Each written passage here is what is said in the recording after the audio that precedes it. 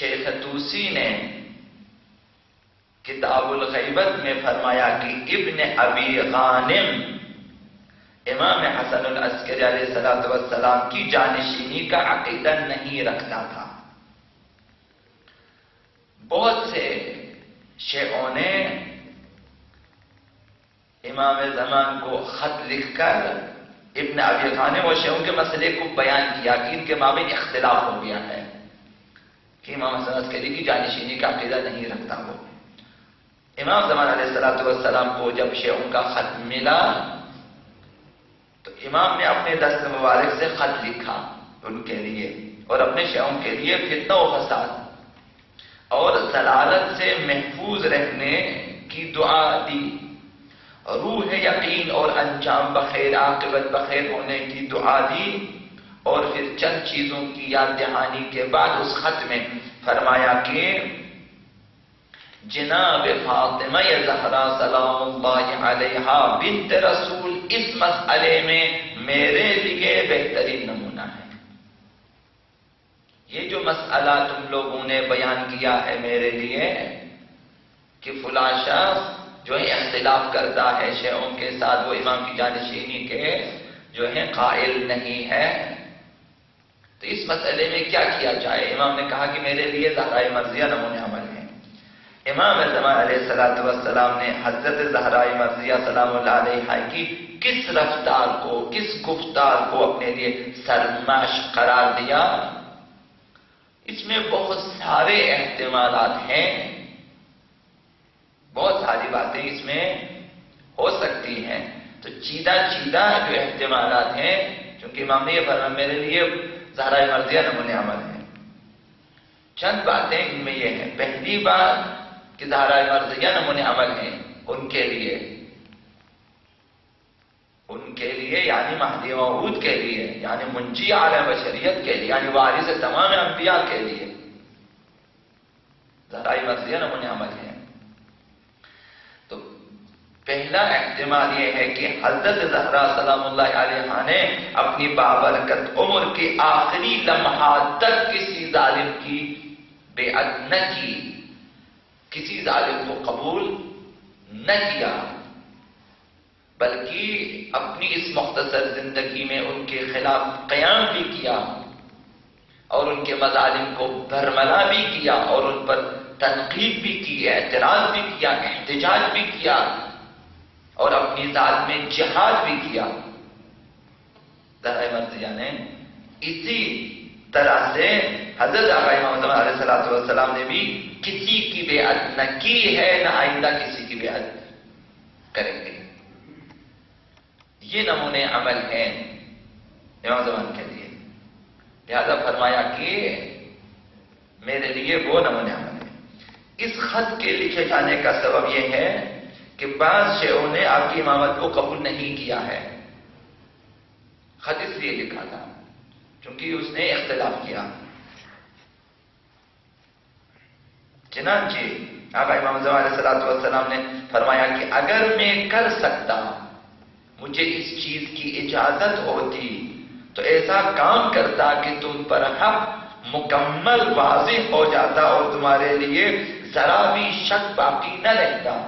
یعنی اگر میں کر سکتا، میں ایسا کام کر کے دکھاتا تمہیں کہ تم اختلاف نہ کرتے، ذرہ برابر شک کی گنجائش نہ رہتی تمہارے لیے. لیکن فرمایا میرے لیے زہرا مرضیہ نمونہ عمل ہیں. یعنی زہرا مرضیہ نے جب دیکھا کہ علی کی حکومت کو حاصل کیا، وہ حق جو خدا نے دی امیر المؤمنین کے لیے، انہیں امیر المؤمنین بنایا خداوند متعال نے، حاکم بنایا امت کے لیے خداوند متعال نے پیغمبر اسلام کے توسط سے. اور غدیر میں جس کا اعلان ہوا کہ امیر المؤمنین جس طرح میں تم پہ اولا بالتصرف ہوں، علی بھی اولا بالتصرف ہے، جس طرح مجھے حق حکومت حاصل ہے، علی علیہ السلام کو بھی حق حکومت. زہرا مرضیہ نے دیکھا کہ یہ حق جو خدا نے دیا تھا انہیں امیر المؤمنین کو، وہ غصب کیا. تب بھی زہرا مرضیہ نے آپ کی خلافت کو حاصل کرنے کے لیے غیر خلاف معمول چیزوں کا سہارا نہ لیا.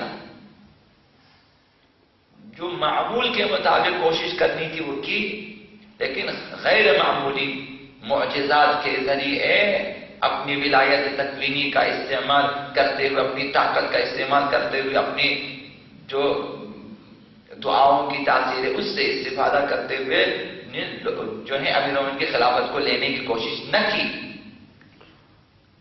اگر زہرا مرضیہ کوشش کرتی تو نہ کوئی زندہ رہتا، نہ کسی میں جرأت ہوتی، نہ زہرا مرضیہ کے گھر تک آ جاتے، نہ دروازہ جلتا، نہ کوئی تعزیانہ اٹھتا، نہ کوئی شہادت ہوتی.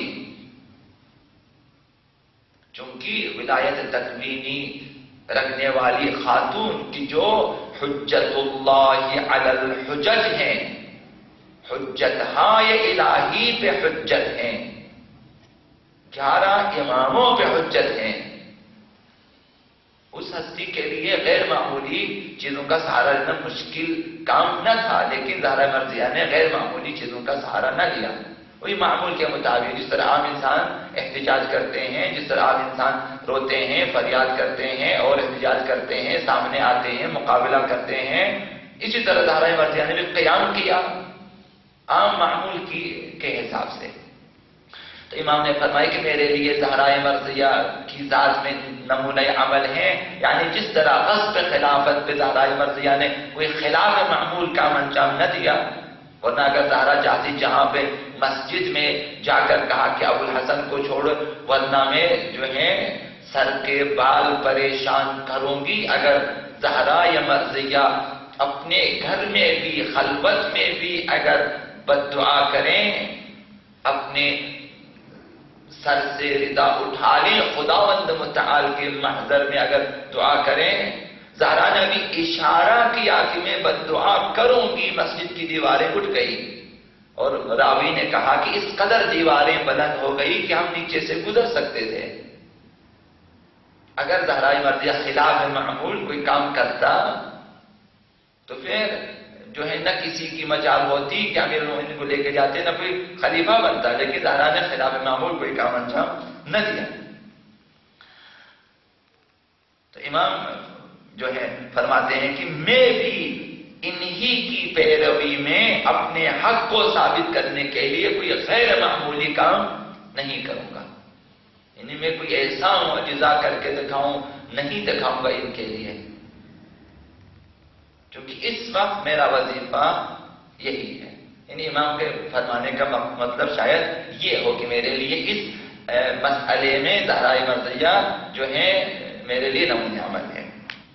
یعنی یہاں پر میں کوئی غیر معمولی کام انجام نہیں دوں گا. تیسرا احتمال یہ ہے کہ امام زمان علیہ السلام نے جواب میں فرمایا اگر تمہاری ہدایت اور تمہاری امداد کے سلسلے میں ہمارا اشتیاق اور محبت نہ ہوتی تو ہم نے جو ظلم برداشت کیے ہیں تم لوگوں سے منہ موڑ لیتے. یعنی ہمیں تمہاری ہدایت کا شوق ہے، یعنی ہمیں تم سے محبت ہے.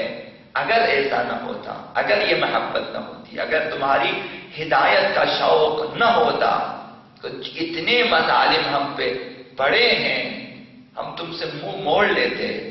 کم ظلم نہیں کیے، کم ستم روا نہیں رکھے امت نے. اہل بیت منہ موڑ لیتے کہ اگر تم لوگ ساتھ نہیں دیتے، اگر تم لوگ ہماری پکار پہ، ہماری فریاد پہ، ہمارے استغاثے پہ لبیک نہیں کہتے، اگر تم قربانی نہیں دیتے، اگر تم اپنی نجات کے لیے ہمارے ساتھ نہیں دیتے تو ہم بھی ناراض ہو جاتے ہیں، تم سے منہ موڑ لیتے ہیں. لیکن ایسا نہ کیا، ایسا نہ کیا. امام علیہ السلام نے حضرت زہرا مرضیہ کی طرح اشارہ کرتے ہوئے یہ کہنا چاہا کہ میرے لیے زہرا مرضیہ کی ذات اس مسئلے میں نمونہ عمل ہے کہ حضرت زہرا سلام اللہ علیہا پر دشمنوں نے ظلم و ستم روا رکھے ایک طرف، اور جس دوستوں نے بے وفائی کی دوسری طرف. امیر المؤمنین جو ہے اونٹ پہ زہرا مرضیہ کو بٹھا کر حسنین کو ساتھ لے کر مدینے والوں ایک ایک گھر گئے کہ دیکھیں خلافت غصب ہو رہی ہے، دیکھیں وہ حکومت جو خدا نے امیر المؤمنین کے لیے جو ہے انتخاب کیا، امیر المؤمنین کو جس حکومت کے اسے غصب کیا جا رہا ہے، یعنی حق کو جو ہے غصب کیا جا رہا ہے اور باطل